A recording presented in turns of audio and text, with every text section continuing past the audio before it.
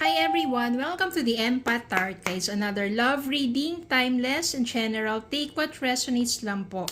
Maybe some part of the reading makaresonate kayo or some part of it hindi. Or parang nakikinig kayo at nanonood ng sarili ninyong reading kung nakaka-resonate kayo ng buo. Karaniwan po sa mga katanungan, mga nag-PPM, ay kung magkakabalikan ba kayo ng person mo. Again, this is general reading. Kung gusto mong mas naaangkop sa sitwasyon ninyo, you can book a personal reading. Okay, and ang personal reading po ay dinideliver ko or sinesend ko sa inyo sa mga nagpapa-personal reading within 1 week. Okay, tingnan po natin. Sa katanungang magkakabalikan ba kayo ng person mo? Miss ka ba niya? Ito yung karaniwan kasing katanungan. Again, this is general reading. Take what resonates po.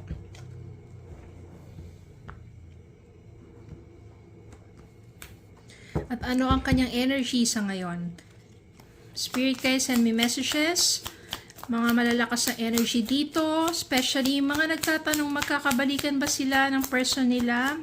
Anong energy ng person nila ngayon? Ano ang mga possibilities sa kanilang connection? Titignan po muna natin itong mga unang mga mensahe. The High Priestess. 3 of Swords. 8 of Cups. 8 of Swords. King of Swords. Kuha pa tayo, bottom of the deck. The Lovers. Sa katanungang magkakabalikan ba kayo ng person ninyo, ito yung mga messages dito. The High Priestess means, meron dito kasing, pag sinabing High Priestess, merong spiritual na connection between the two of you. At the same time, ikaw din sa sarili mo, alam mo yan parang mafe-feel mo, hindi man ngayon, pero mafe-feel mo na one day, no, alam mo yung magiging possibility between the two of you. Yung inner knowing mo. Okay, parang meron kang sense of yung intuition malakas para sa'yo. Ngayon, ang nangyari kasi, pareho pa kayong in pain, no, heartbroken. Maaring merong nangyari sa inyong connection na kung saan pareho kayo nasaktan o nasaktan mo siya or nasaktan ka niya ng husto, kaya kayo nagkalayo. Kaya meron ditong 8 of Cups. Ibig sabihin dito, moving on. Maaring yung person mo is try to moving on from that pain. So maaring nandun pa rin siya sa healing process.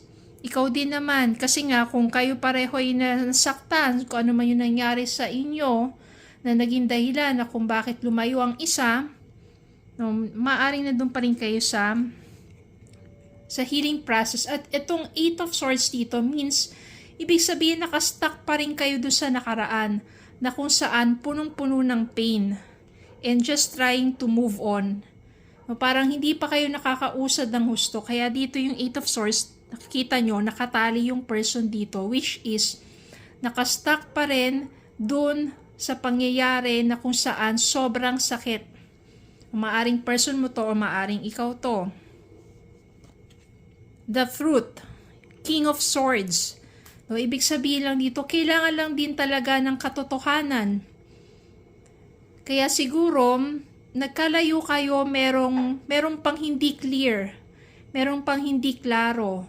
Meron pa kayong mga bagay na hindi napapag-usapan na kung saan hindi pa lumalabas yung buong katotohanan at kung saan maaring yun yung magpalaya sa inyo from that pain. Maaring yun pala yung daan na kung saan magkakaroon kayo ng better understanding sa situation ninyong dalawa. Kailangan nyo ng clarity, ng truth. At yun ang gustong mangyari ng person mo. King of Swords, maaring energy to ng person mo. Or maaring energy mo to. Again, ang mga energy ay reversal. Pwedeng energy mo to, pwedeng energy ng person mo. Kaya take what resonates. Kailangan dito, merong isa sa inyo, kailangan malaman ang katotohanan. Hindi pa rin naman nawawala ang emotional connection ninyong dalawa kasi nandito si The Lovers. Ibig sabihin, meron pa rin talagang sabihin nating damdamin para sa'yo yung person mo. Nasaktan lang siya or nasaktan ka niya, meron lang pain dito and trying to moving on, yung healing process na yon. But still, hindi pa rin mawala-wala, nakastuck pa rin sa isipan mo o ng person mo yung masakit. Yung masakit na pangyayaring yon. You just need truth. Siguro hindi nyo napakinggan mabuti ang side ng isa't isa at yun ang kailangan ninyong gawin. Unawain upang lumabas ang katotohanan at dun magsisimula yung better understanding and for you to move on and to heal at maybe magkaroon ng forgiveness. Another messages, spirit guide for their connection. Ano ba yung possibility? Magkakabalikan ba sila? Magkakausap ba sila ng person nila? May nag-flip na po dito na isa, which is ito. Ten of Cups and the Empress. The Empress means meron pa rin care. Maaring meron ka pa rin care dun sa person mo o maaring meron pa rin care yung person mo sa'yo. Hindi nga lang siya, sabihin natin, maaring nag-reach out pa. Kasi meron pa rin pain eh. Kung na-process na niya yung pain na yon, malaki yung possibility na mag-reach out yung person mo or magkaroon kayo ng connection, reconnection or reunion. At lumabas si Ten of Cups, ibig sabihin magiging happy. So doon sa katanungan kung babalik ba yung person mo, kapag nag-heal na yung pain, nagkaroon ng understanding dito, nagkausap kayo, at nagkaroon, lumabas ang truth o katotohanan at nagkaroon ng better understanding sa situation ninyo, nagkaroon ng forgiveness, in-nurture nyo pareho yung inyong muling pagsasama at it will end up into happy, committed relationship. At ang iba dyan, mauuwi pa nga sa marriage. So, walang imposible. Again, ang mga tarot readings ay mga gabay, mga insights, ang mga possibilities na maaring mangyari.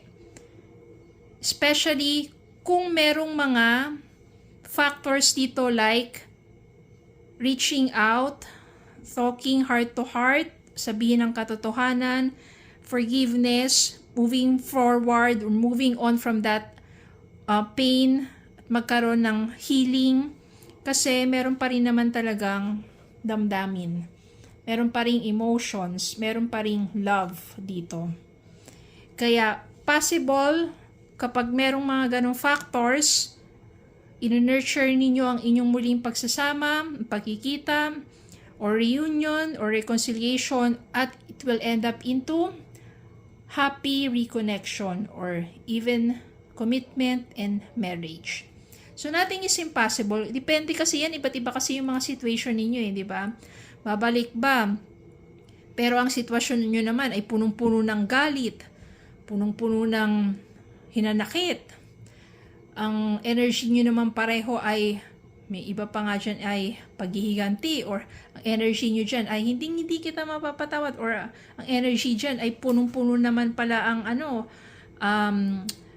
punong-puno ng mga kabaliktaran ng truth, no? Ng kasinungalingan, ay mas malaki yung possibility na hindi na kayo magkabalikan pa. And it will end up na talagang na kayo, you're taking apart na, di ba?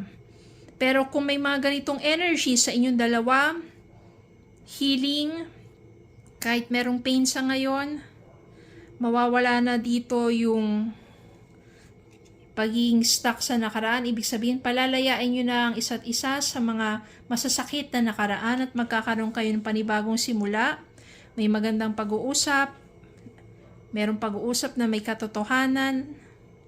It will end up into reunion and even commitment and marriage. Okay? So, yun lang po. Maraming salamat po for watching. Please don't forget to like, share, comment, subscribe. Follow me on Facebook and YouTube. Have a good day po and God bless.